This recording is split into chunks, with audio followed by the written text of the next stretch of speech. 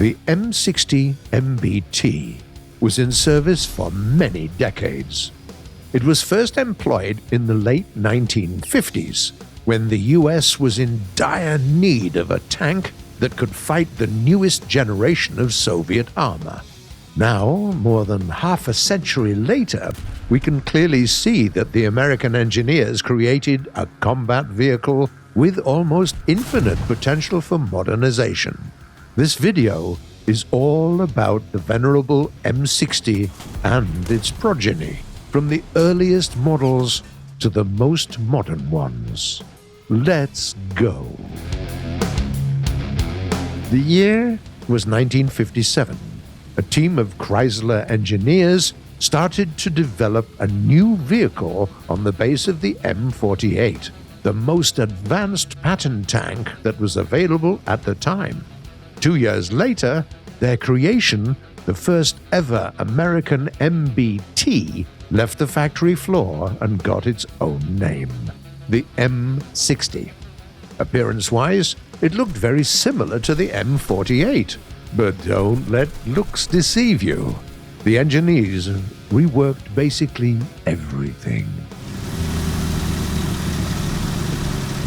Thanks to a new diesel engine, the M60 had significantly more power than any of its predecessors.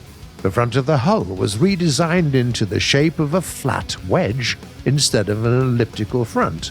But the biggest new thing was its gun, the 105mm M60A cannon. It was an American version of the British L7, chosen after lots of test and much deliberation. Due to its firepower and performance, the new MBT made for a pretty good rival to the Soviet T-55 and the T-62 that made its appearance a bit later.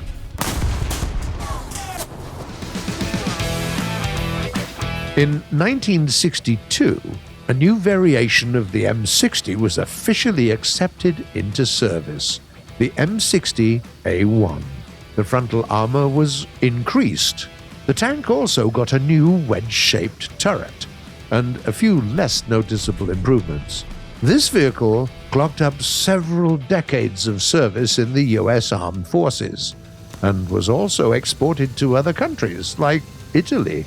The M60A1 received quite a lot of upgrades throughout the years. Add-on stabilization was introduced in 1972, adding, you guessed it, a fire control system in a two-plane stabilizer. Then, in 1975, there was the Reliability Improved Selected Equipment, or RISE, upgrade, featuring a new engine and transmission. In 1978, it was followed by the RISE Passive variant, with brackets for the mounting of era armor to give it a better protection against modern heat rounds. And while the regular M60A1 Rise is not in the game, the M60A1 Rise Passive is a proud part of the American tech tree.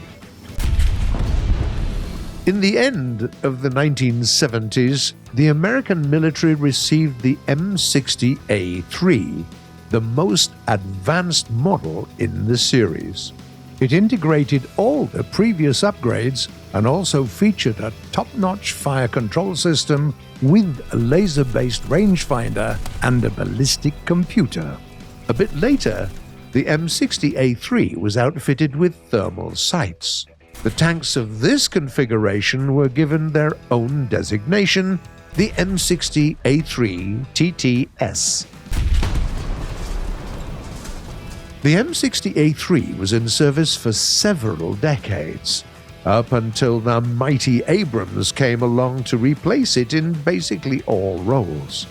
But even though the American military last used the M60 in the 1990s, deploying them in Operation Desert Storm, these tanks are still popular and still in use in many other countries.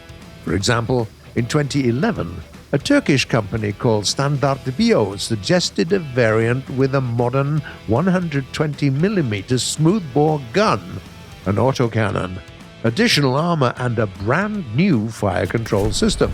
Or take a look at the Taiwanese military. They still employ the M60A2 TTS and the CM11, which is a kind of a hybrid of the M48 and the M60. Finally, there was also a rather unusual vehicle in this family, the M60A2, armed with a shillelagh missile.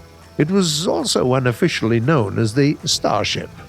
The tank had a peculiar low-profile turret consisting of a large disc with a narrow channel in the center and housing a fearsome 152mm gun missile launch system capable of firing shillelagh ATGMs.